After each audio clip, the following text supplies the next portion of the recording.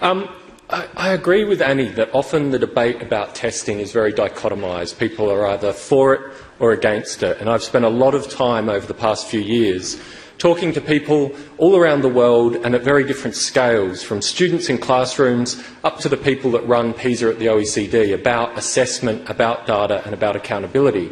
And one of the things that that's done has made clear to me just how complicated this set of issues is.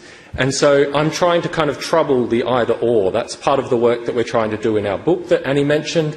And I thought I'd use my few minutes today just to make some framing remarks for the panel that would just lay out some of the key terms and hopefully provide a backdrop for the conversation that we'll have from here. So I want to start by talking about the concept of datification. I think in recent decades we've seen a growth in testing in education, and this is part of a broader trend towards datification. Now, datification is just a relatively new word, and what it means, it describes the process of assigning numbers to objects or events. Now, another word for that process is simply measurement. And humans have been measuring things since at least the beginnings of ancient history. So while datification is arguably one of the greatest projects of the 21st century, and it's one that's increasingly pervasive in our everyday lives, I think it's important to start off just by remembering that what we're experiencing is an intensification of a very old human activity and not something new in itself. And datification has some very obvious benefits. For example, I found my way here today using Google Maps. Perhaps you used a similar image. It's a perfect example of the datification of our everyday movements, of big data analysis, and the fact that I'm standing here now means that the data behind this image are true, at least in a pragmatic sense. They got me here today. So datification saturates our lives now, and it can be incredibly useful. But we also know that data can be misused. And I think many of us will have experienced this at work, for example, when our performance is managed using data that we know would never stand up to careful scrutiny. And I think university lecturers and teachers can be the worst at this when we let people judge our work using satisfaction surveys, evaluations that just aren't very robust. The kinds of key metrics or data dashboards referenced here in this Dilbert comic. So data are often used to give decisions, a veneer of legitimacy when these decisions are really just a matter of power, not rationality. So I think we need to obviously adopt a critical stance in relation to data, but we must also guard against cynicism. While data can be misused by those in power, it can also be used to hold them to account, particularly when they wish to paint a picture of reality that suits their interests. So consider, for example, the controversy surrounding US President Donald Trump's claim that his inauguration was the best attended in history. His press secretary, Sean Spicer, argued that this inauguration attracted the largest audience to ever witness an inauguration, period. And this claim could not be disproven, he said, because no one had the numbers. Because the National Park Service, which controls the National Mall, does not put out those numbers. But then this photo emerged as new data relevant to the matter. Now, data are not yet facts. Data are rhetorical. They're what we use to try and bring others around to a particular way of seeing the world. Facts only emerge when there's some consensus about what the data say.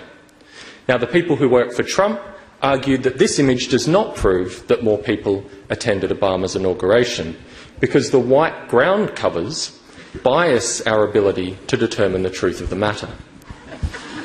But they failed to convince many people of this, and I imagine that we would feel confident taking that into account when making our own judgment about this image, a judgment that, in fact, more people were present for Obama's inauguration. But if you disagree, we could argue about how this image supports our different points of view, and even if we can't convince one another, we might agree that the matter could be settled with better data. So one of the biggest controversies for schools today is the question of what counts, in both the sense of what matters value question, but also what are the right numbers to tell us whether schools, teachers and students are doing what matters. And if we want to shape this debate, we need to engage with the data that we have, and we may also need to generate new and different data. While it's probably the case that very important dimensions of human experience can't be simply translated into numbers, including aspects of education, I think we should be wary about what is lost if we reject measurement as a tool for informing public policy. Now, measurement has been central to educational research since the late 19th century, when spelling tests were first developed, and it really gathered momentum with IQ tests in the early part of the 20th century. But from the 1950s, it became a matter of interest not only to people making judgments about individual ability, but it became a policy tool for governments. With the shift from manufacturing to knowledge economies, governments began to focus on investing in human capital and increasingly saw education as central to the national economic interest. And large-scale assessments were developed at this time as a tool for monitoring and comparing school systems. The comparisons that large-scale assessments enable have introduced new ways of thinking about and managing schooling. And indeed, we now have reached a point where the measurement and ranking of school performance has created a sort of global race to have the best schools in the world, and that's the title of our book that Annie mentioned. Now, large-scale assessments can be used for a number of purposes. First, they can help us to define and monitor what counts.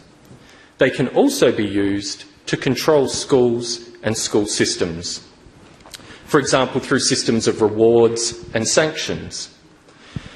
And thirdly, they can be used to justify change, to push an argument for the need for reform. If performance is found to be poor, then something has to be done. But as the Dilbert comic illustrated, what's done is not always based on the best available evidence.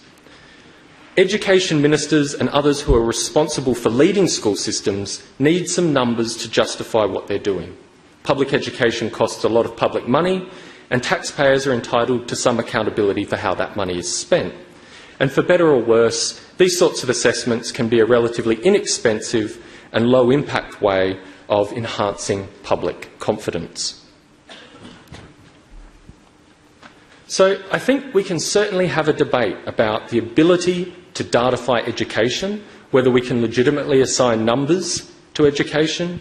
We can have a debate about the rationality of how data is used or misused. And we can have debates about the negative consequences of using data.